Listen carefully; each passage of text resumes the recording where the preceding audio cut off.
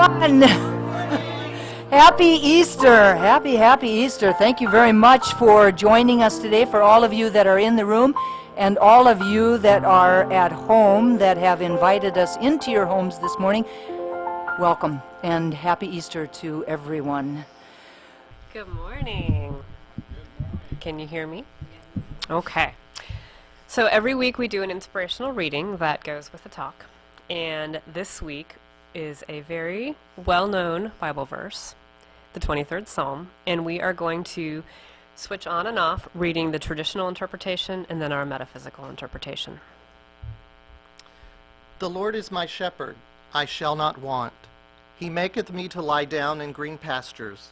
He leadeth me beside still water.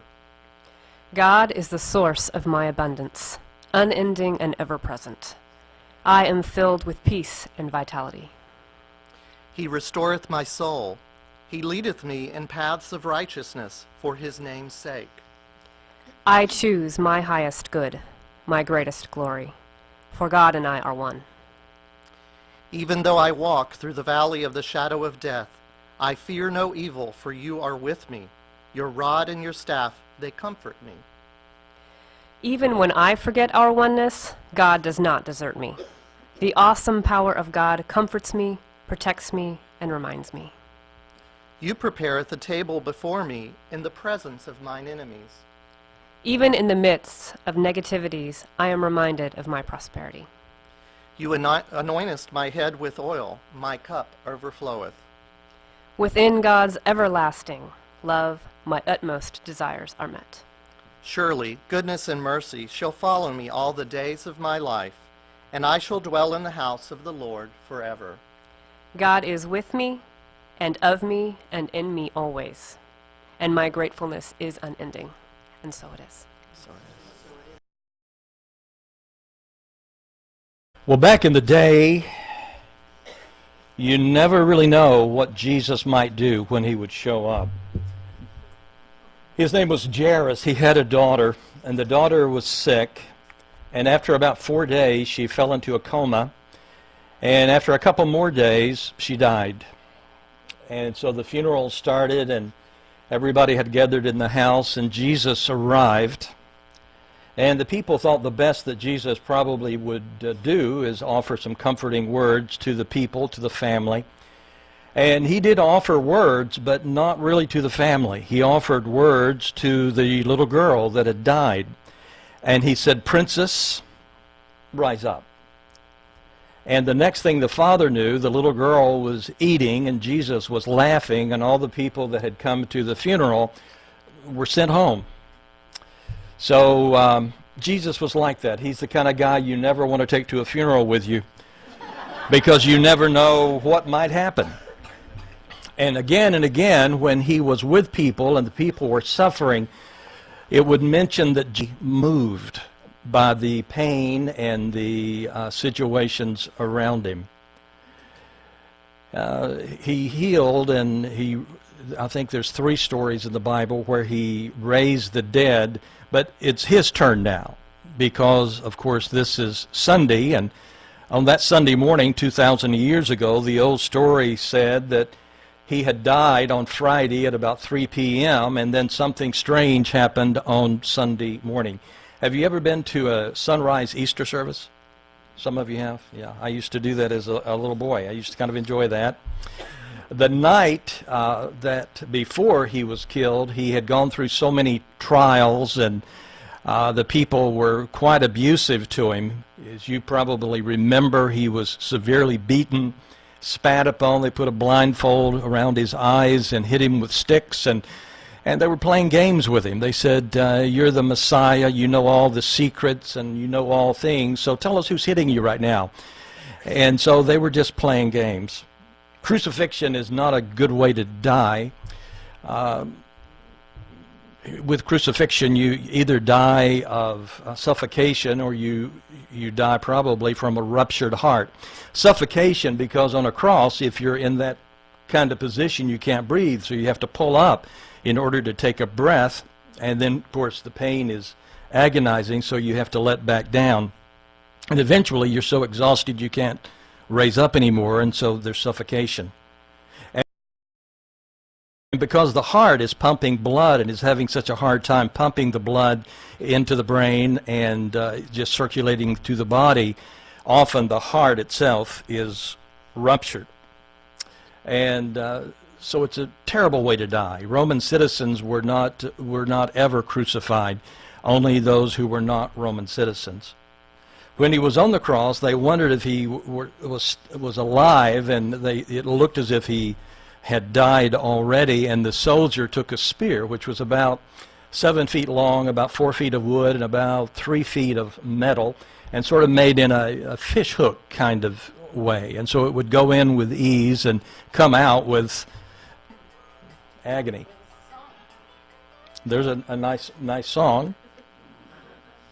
And when the soldier did that, blood and water came out, and so medically we're told that's an indication that he probably died of a ruptured heart. 2 disciples. These were secret disciples. They didn't really want anyone else to know, and it says that in the text. Nicodemus was one, and Joseph of Arimathea was the other one. And they went to Pilate and said, "Can we have the body?" And Pilate said they could, and so they buried Jesus in the tomb of Joseph of Arimathea, because it was his family tomb. He had several tombs apparently, and the tombs had been dug out of solid rock, so it wasn't so much a cave, more just dug out. And they performed the normal burial custom, and it's important that I tell you what that is because of something that comes up later. In the first century, the Jewish burial was almost like Egyptian burial, so it's almost like a mummy. It said that they had collected myrrh and aloes, and it was about 75 pounds of it. And so they would take the aloe, which it came from a tree, but it had been crushed into powder. And then they took the myrrh, which was a very sticky kind of substance, and they would mix it all together, and it would create pretty much cement, sort of like super glue. It'd be very, very sticky. And then they would take strips of linen, and they would begin right under the neck and begin to wrap the body. And as they would wrap it, they would pour this mixture in with each wrapping, and they would go all the way down to the feet. They would leave the neck unwrapped, and then they would do the same thing with the head and wrap and continue using the cement there.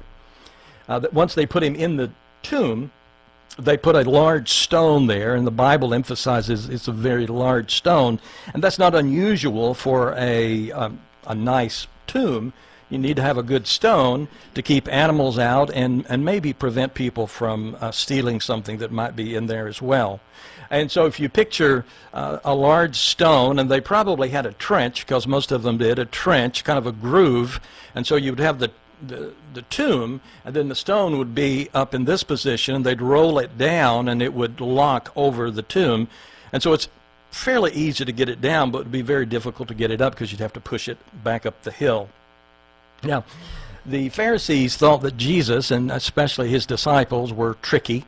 And so they said, what may happen is the disciples may come and steal the body and then say he's alive, and then our situation is going to be even worse than before. And so could we have a guard to post at the tomb? And Pilate agreed they could, and so they had 16 men, soldiers, posted at the tomb, and they also put a Roman seal there, which basically means if you tamper with this, it is a federal offense. And so that sort of sets up the old story. And then the story tells us on Sunday morning something weird, something strange happened. They were going, a few women were going to the tomb that morning as the sun was coming up, and they were bringing perfumes and things, and they were going to place that in the tomb and around the tomb, and maybe on the body as well. And again, that was what the Jewish custom would have been. And when they arrived, the tomb was open. And so they didn't know what to think of it. The first thought seemed to be someone has stolen the body. So the first thought wasn't he's alive, but someone took the body. Mary Magdalene ran to Peter and John to tell them that the body was missing, and the other women stayed there, and it says that an angel came and announced to them and asked them, "Why are you looking for the living among the dead? He's not here, he's alive." And they were spooked by that. They were afraid, it says greatly afraid, and they ran away and didn't tell anybody about what had happened. About that time, Mary, Peter, and John got back to the tomb, and it says that John got there first. They were apparently running, but he didn't go in. But Peter, when he got to the tomb, did go inside, and he said they had to kind of look down because it was kind of a downward slope in order to get in. And the reason I told you this earlier is because it's important to understand what happened when John and Peter went inside. Because in the Gospel of John, and of course it's the same guy that's writing it, so he writes what happened. And when he walked in the original language, it said that he saw the burial cloth or the strips of linen lying in their folds. And it says it, I believe, 3 times. And is emphasizing that when he walked in and he looked at where the body would have been, the material, the wrapping, was still there. So you could see the outline of Jesus' feet, and you could see coming up to the body, and then you could see the head, but the neck wasn't there. So that's a little weird. And so he walked in and then looked down into the cocoon-shaped that covered the body. Nothing there. And then he looked at the head as well, and nothing was there. And that's when it said for the first time that he believed, meaning that he believed that Jesus had resurrected. And the story goes that Jesus, over the next 40 days, appeared to a number of people. 40, anytime you read 40 in the Bible, it just means for a significant amount of time. The time that it would be necessary, the time that it would take. So we don't really know how long, but he was appearing to people, sometimes to one person, sometimes 2, sometimes all 12. One occasion he was cooking at the lake and had caught fish, and as they came out of their boats, he said, "Let's eat together." And it said they were especially watching because they thought he was a ghost. And he said, "You see, a ghost doesn't eat." And he said, "This fish is great." And he ate the fish in front of them. So that impressed them. Thomas, and you may know him as the doubter, he said, "I don't believe any of this stuff. You guys are crazy." And he said, "The only way I would ever believe it is if I could put my fingers in the holes in his wrist and put my hand in his side." A short time later, Jesus sort of just oozed through the wall, and he was there, and he said to Thomas, "Hey, Thomas, how you doing today? Come on over and put your finger in."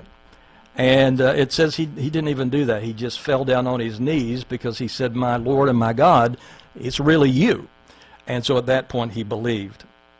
The Bible story tells us that he appeared to lots of people. He did a lot of teaching. At one point he appeared to 500 people at the same time. And in the text it says most of those are still living, and you can go check out this story if you'd like. Now, whether you think this is something that literally happened or it's metaphorical in nature doesn't really matter, because it's really pointing out, though, and it often touches us inside because it touches a deep core within all of us. I don't know how many people are here. If we have 120, there's probably 120 different perspectives and different views of what really happened. But what's important is to understand what does it mean to us. It reminds me of a story. A few years ago, there was a couple that they'd gone several times to Jerusalem. They loved the Holy Lands.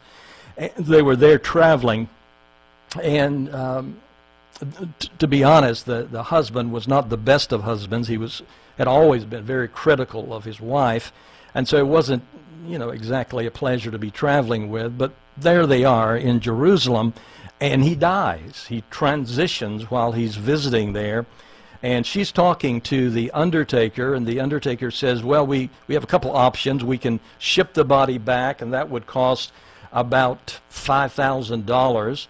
Or we could actually bury him right here, and it would only cost $150. And I know how you both love it here." And she said, "Well, I think we want to ship him back." And the undertaker was surprised, and he said, I'm surprised you would want to do that because, you both have been here so many times. You love it. It's such a special place to you, and it's a lot less expensive just to bury him here. May I ask why you want to ship him back? And she said, well, a couple thousand years ago, a guy died and was buried and came back to life. And so I don't want to take any chances with my husband. And so maybe, maybe a couple of you can relate to that. But what we do is we're not really into worshiping Jesus, but we want to celebrate the resurrection spirit. And we want to understand that he was not the exception, meaning the only one, but he was exceptional. He was exceptional, and he taught so many beautiful, beautiful things. He taught us things about God, about prayer, about life, and about how to live. And so those are the things we want to understand. You're not going to get to heaven by riding on Jesus' coattail, or you're not going to reach high consciousness by trying to just hook up to him. Just because you think Jesus is all right doesn't mean you're all right. Because you want to do your own practice. You want to practice the teachings, and that's exactly what he was doing, and that's what we want to do. In a few moments, you'll see a beautiful little chicken, and the chicken is standing by an egg, and someone mentioned, wow, hard to believe he laid that egg. But I don't think he laid the egg. I think it's just symbolic. But as a little kid, I used to raise chickens, and so I saw little chicks hatch and things. It takes about 21 days, and the little hen sits there and keeps them at, I think it's 95.5 degrees, pretty close to that. And the hen will turn the egg around about 3 times a day. If it's not turned, the little chick will die, will not hatch out. But if you can imagine the little chick kicking back in the egg and just taking it easy, and then all of a sudden it begins to run out of room, and things just aren't quite right, and it needs more room, and so slowly it has to come out. And if you can imagine yourself as that chick, it might be a little scary, because the only world you've ever known has been the inside of that egg, and now you're coming into something brand new. And that's kind of like what resurrection is. And that's why resurrection happens in our lives again and again and again. Because we're in situation, we don't understand how we're going to get by, we don't know what we're going to do. We think it may be the end, but it's never the end, because you're eternal, and so life continues on and on and on. Sometimes we talk about life and death, but it's never life and death, it's life, life, life, and more life. And so through all of that, we grow and we grow and we grow. So resurrection is an important part of the whole concept of growth and change and hope. And so Jesus was a way shower. He was a template. He gave us a beautiful example. He gave us a beautiful gift in his life and his teaching. And when I think of gift, I often think of the word grace, because grace is the idea that it's freely given to us. Grace means gift. It means favor. And so my friend Karen and I would like to do a song. And the song is an old song, because my story is an old story, and the name of it is Amazing Grace. Hi, Karen. Do you want to say anything? I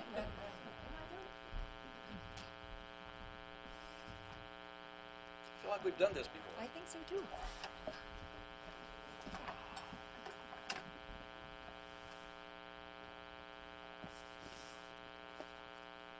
What part of the Jesus story you like the best? I like it all, Bill. All of it. That's good. That's a great answer.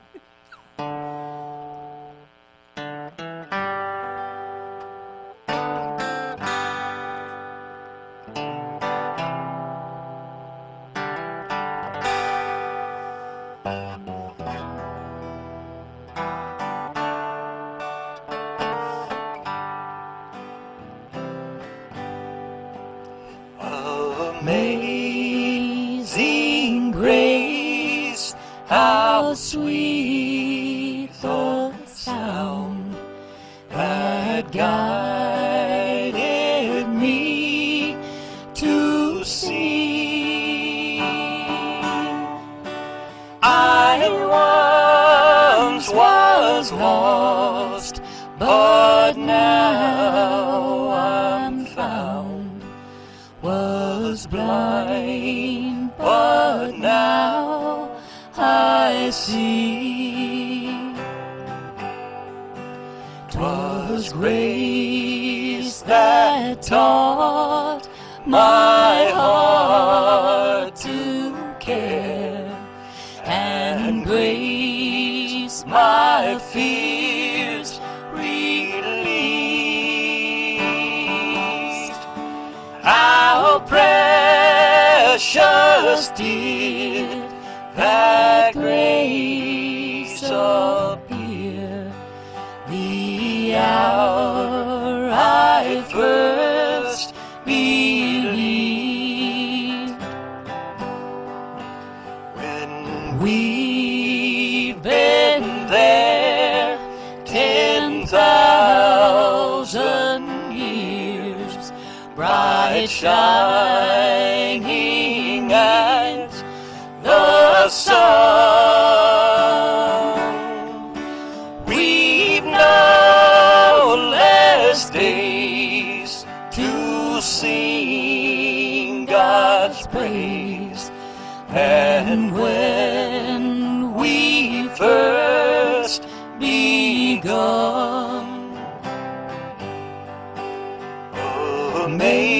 Amazing grace, how sweet the sound that saved a soul like me.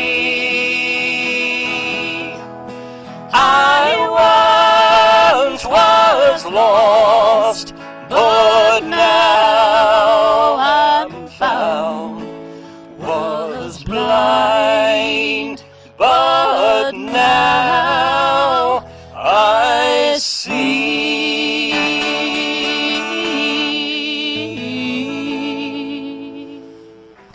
Woo!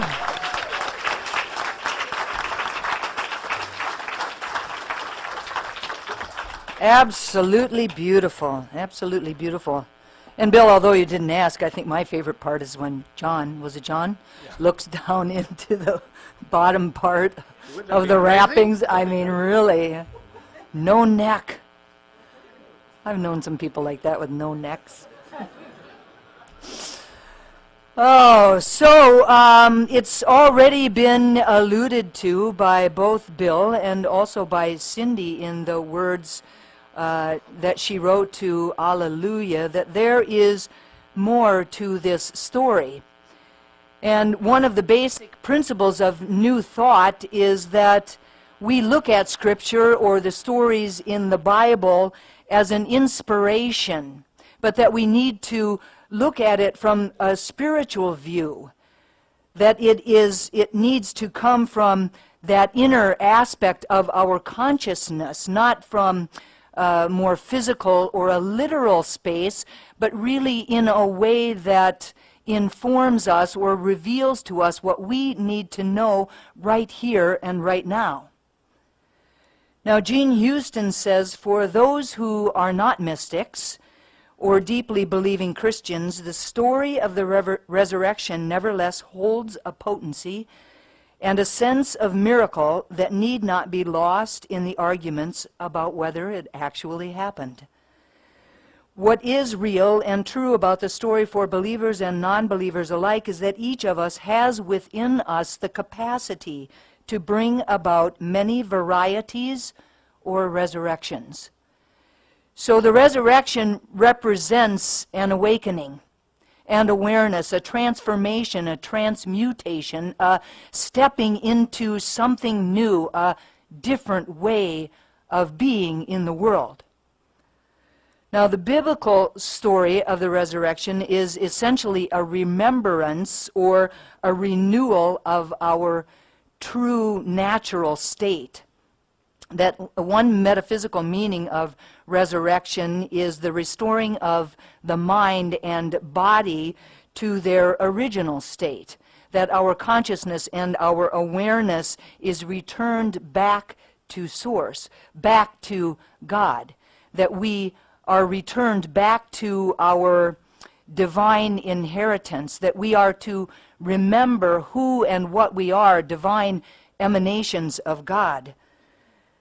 We have for a long time been thinking of ourselves as something other than spirit, something other than spirit, and as we learn to accept the undoing of this idea of separation, then we will remember that we are spirit.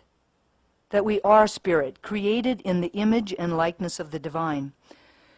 This then is a resurrection, a new beginning, a new way of living in the world. Now, as Bill was saying, the resurrection is not just about one man, Jesus, but about the Christ consciousness that is within us, the awakening of our awareness of the Christ consciousness within us. So the resurrection is, in this sense, is an opportunity to stand firmly grounded in our Christ consciousness, in our awareness of our unity and our oneness with God. Yes? So it also represents the realization that God was created, that God created all of us. That God created all of us, and that God imbued within each of us all of the qualities that God is. So love, peace, joy, abundance, creativity, wisdom, and most specifically in this resurrection story, eternality. That we are eternal. Again and again, life after life after life, as Bill was saying. Now, as Jesus demonstrated throughout the 3 days of the crucifixion and the resurrection, the intersection between the finite and the infinite is where surrender happens. It's where surrender happens. That is what Jesus had to do, surrender. When we find the way to surrender to our Christ consciousness within us, to that which is seeking to be expressed uniquely through us, then life becomes immensely rich and unbelievably free. Eternal life, then, is one of the promises. It's one of the promises of resurrection. And this could look like the transition from birth into life, or it could look like the other end, and the transition from life, letting go of this physical body, letting go of the mortal coil, as Reverend Michael Beckwith likes to say, letting that go and moving on into whatever comes next. Or the resurrection could simply be about one aspect of ourselves dying to make room for the new. Or it could be simply about the transition of one way of being in the world into another way of being into the world, which is very wonderfully demonstrated in the transition of a cocoon into a butterfly. Now, the life that the caterpillar knew as a caterpillar is very different from the life that it will know as a butterfly. A life that it could have absolutely no idea about when it was still a caterpillar. And yet it agreed to create this cocoon around itself into which all kinds of crazy things happen. All kinds of crazy things that cannot be very comfortable because it literally disintegrates into goo before it becomes the butterfly, and yet it did it anyway. It felt the impulsion from within and did it anyway. It surrendered to what was trying to be expressed. Now, that transition, or any transitions that we might say yes to, can be scary. And sometimes they can be painful, but the promise of the resurrection is that the ultimate experience will be very worthwhile. Very worthwhile. The message of Easter is to awaken to our Christ consciousness in order to live anew. And it is the living metaphor of what is necessary, of what is needed for us to step into our own resurrection. So I know that all of you like to hear about the practical side of life, right? So I have a few ideas for you this morning about stepping into your own resurrection. And the first idea I've already talked about, and that is of fully stepping into your awareness of who and what we are. Divine emanations of God, spiritual beings having a human incarnation that we need first and foremost to fully step into that truth. Now practically this looks like every time you accept your divinity as a child of God, you embody the resurrection principle. Every time you practice reverence for all of life, you can't help but notice all of the little resurrections that are going on all around you. Every time you respect the mystery of God and the natural world, you bear witness to the ineffable nature of renewal and rebirth. And every time you experience life with awe and affirm that the ground that you are standing on is holy, sacred ground, you practice resurrection. Now the second idea is fully stepping into faith. Like Jesus, we have to fully step into our faith. And the resurrection is really a great reminder of this, that in order for us to grow spiritually, we have to have faith. We are being invited to step into that faith in a really big way during transitions, not faith in something outside of ourselves, but faith in the power and presence of God that is within us and surrounding us. Faith in the creative power of the law, and faith in a universe that is always for us and never against us. Now the tombs that we've created for ourselves can represent the darkness that we sometimes find ourselves within. The tombs can include such things as unforgiven resentments,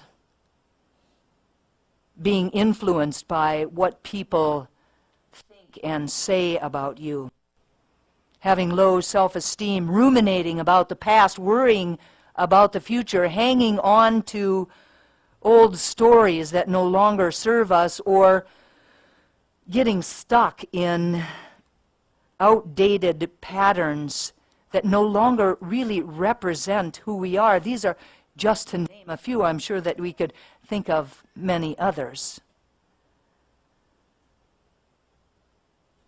Sometimes we don't even know that we're in the tombs until a little bit of light comes in.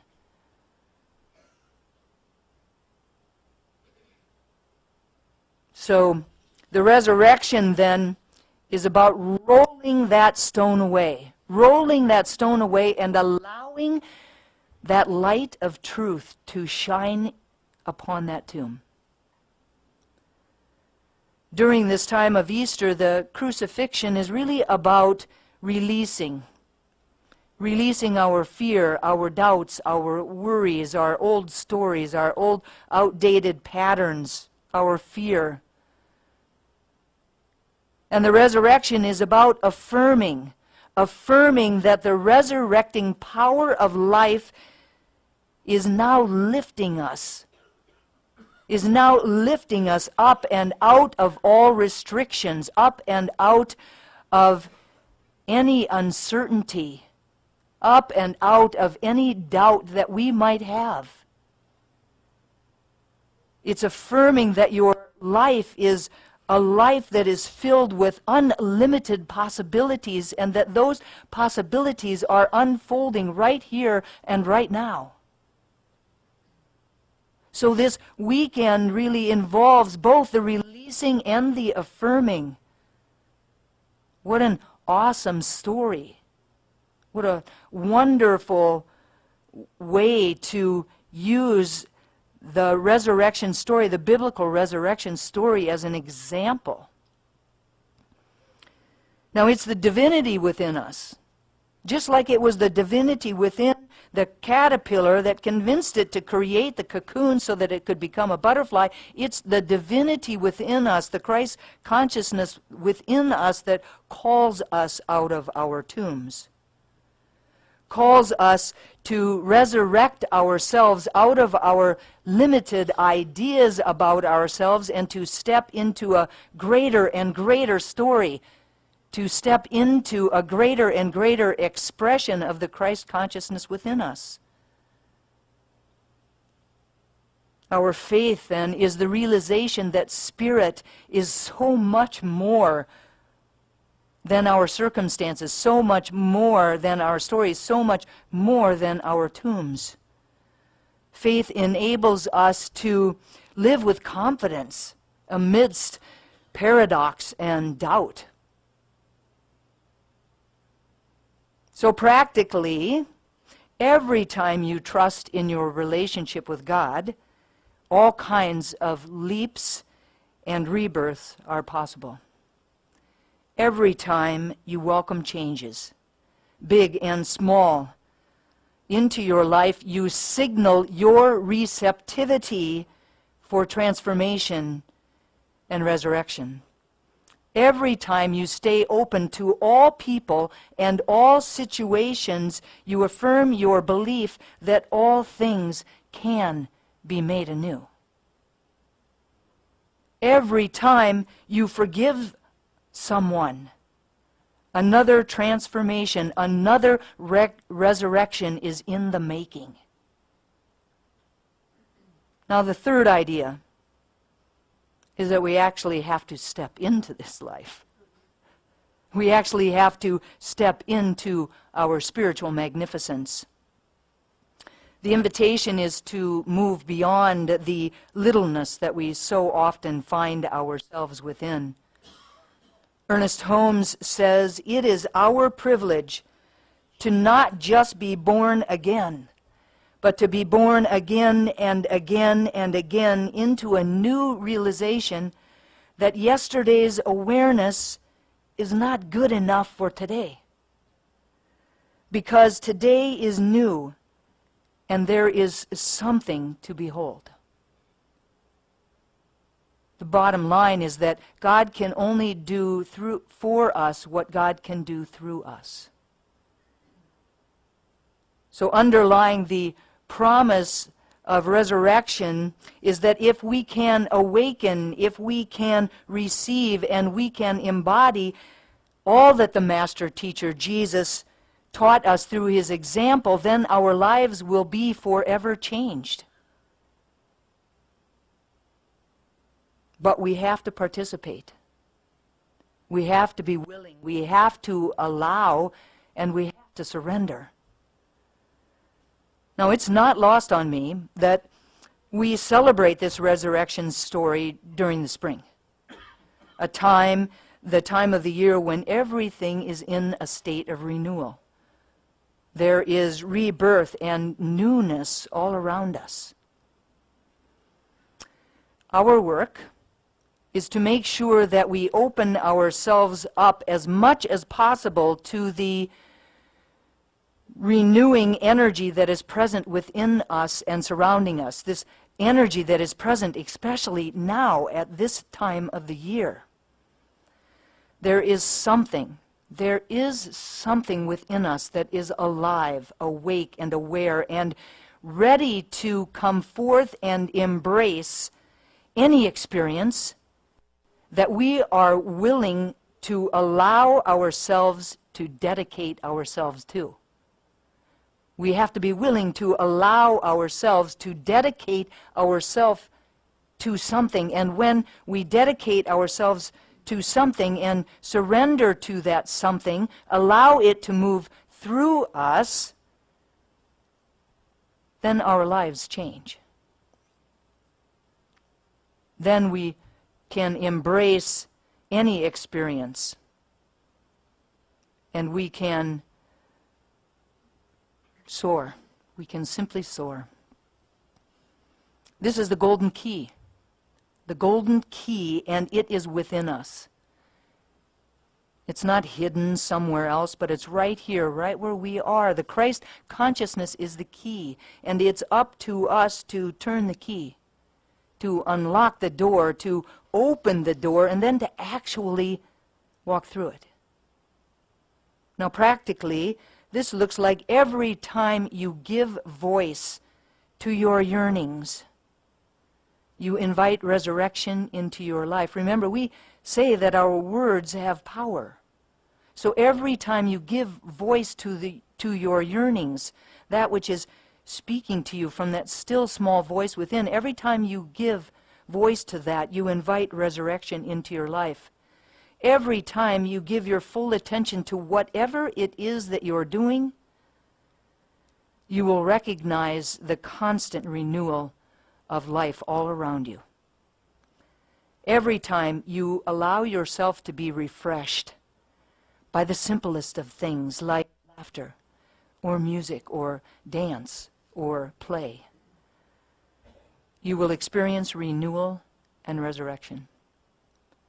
And every time that you regularly practice silence, you knew it was coming. Every time you regularly practice silence, you will rejuvenate, restore, and renew your soul. So with all of that said, I invite you to take everything off of your laps for a moment, to reach underneath you, and there's a piece of hardstock paper there. It's the chick and the egg that Bill was talking about. There is a pencil there for you to use also.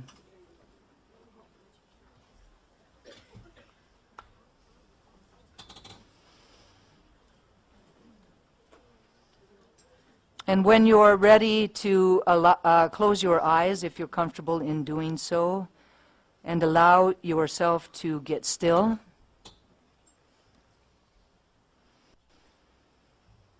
to allow yourself to become aware of the presence of God that is within you and filling this room.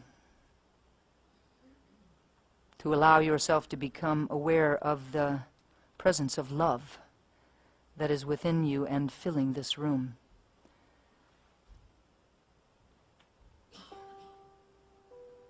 To allow yourself to become aware of the presence of wisdom, divine intelligence.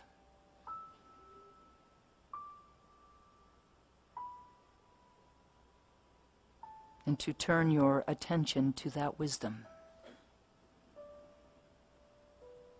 To listen with reverent ears. Ears that are waiting to hear the most important thing that you could ever hear.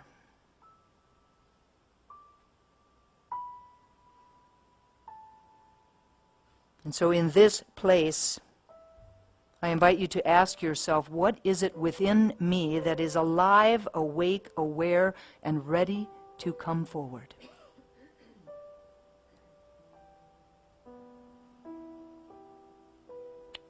What is longing to be expressed in my life?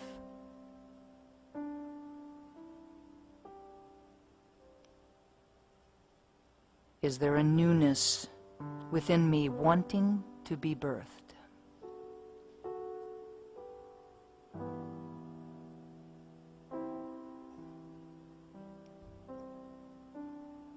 What am I being called into?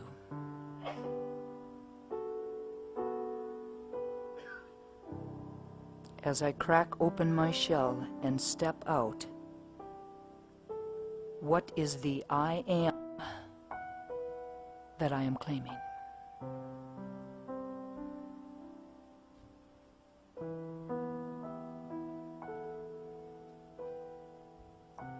Just listen.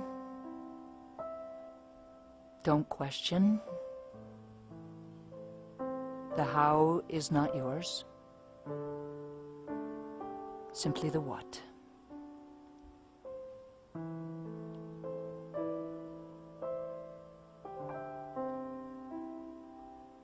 what is the I am that is wanting to be expressed.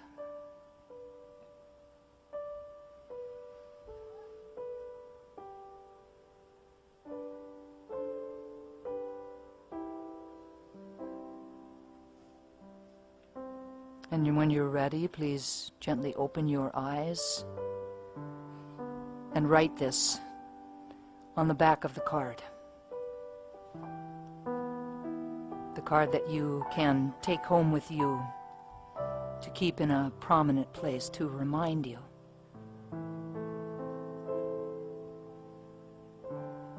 when it feels scary or tough.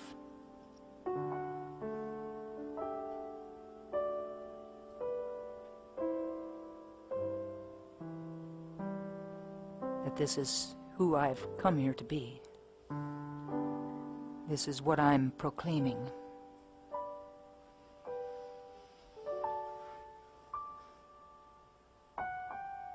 And what I know beyond a shadow of a doubt is that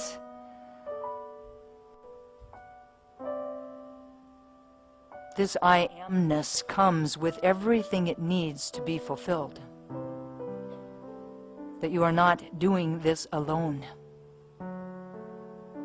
You are in a co-creative partnership with the presence of God within. So what I know is that it is so.